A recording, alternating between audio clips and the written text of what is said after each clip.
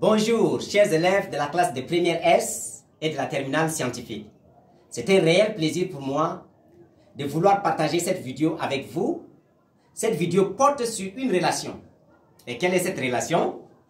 C'est MC qui est égal à 3 onzièmes de M de CO2. Pourquoi je réalise cette vidéo?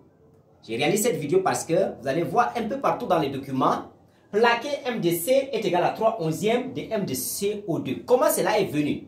Comment cela est arrivé?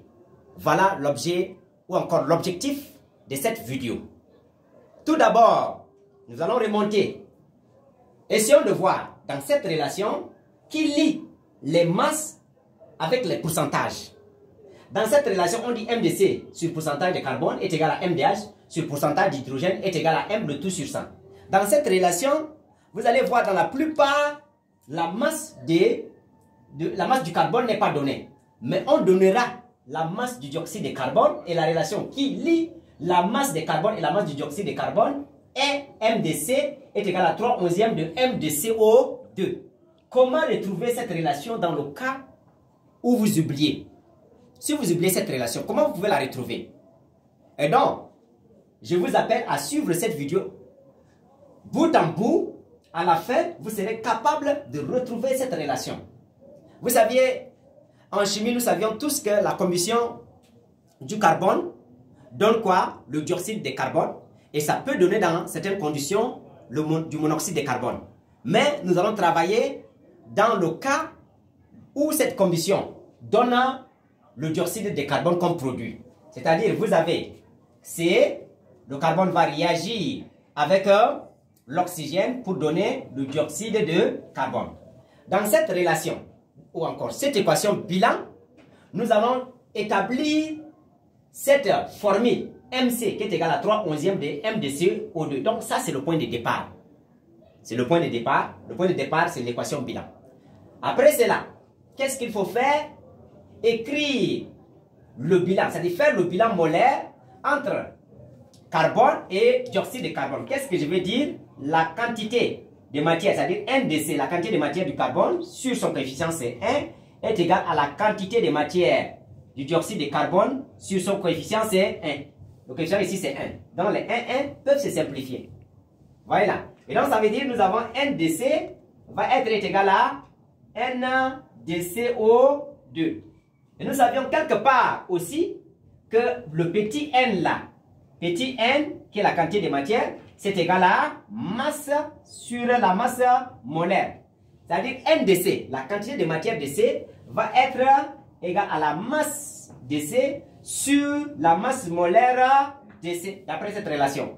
Ça va être aussi égal à la masse de CO2 sur la masse molaire de CO2. Vous voyez un peu? Et donc nous tirons ici la masse. Nous tirons ici la masse de C. Produit des extrêmes est égal à produit des moyens. Qu'est-ce que nous allons obtenir? M de C là va être égal. Vous allez prendre la masse molaire.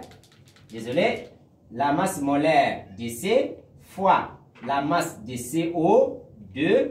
Le tout sur la masse molaire de CO2. Voilà. Et nous savions aussi que la masse molaire de C est égale à 12.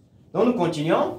On va dire M de C va être égal. Masse molaire de C c'est 12. Donc 12 fois la masse de CO2. Le tout sur la masse molaire de CO2. La masse molaire du carbone c'est 12.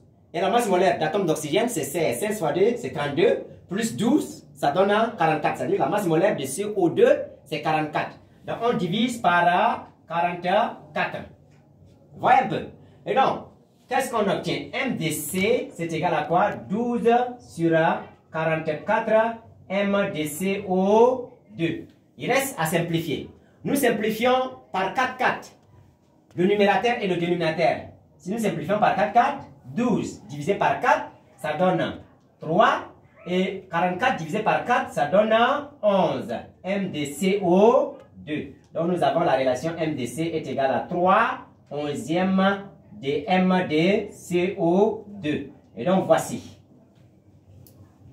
Nous retrouvons la relation plaquée ici. par démonstration. Donc, vous n'avez pas besoin de retenir cette relation même. Vous avez besoin juste de savoir comment démontrer et arriver à ces résultats. Je suis un enseignant au niveau du collectif Excellence, situé à Waliangosso.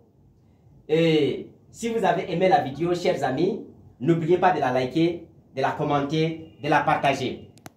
Je vous retrouve à la séance prochaine.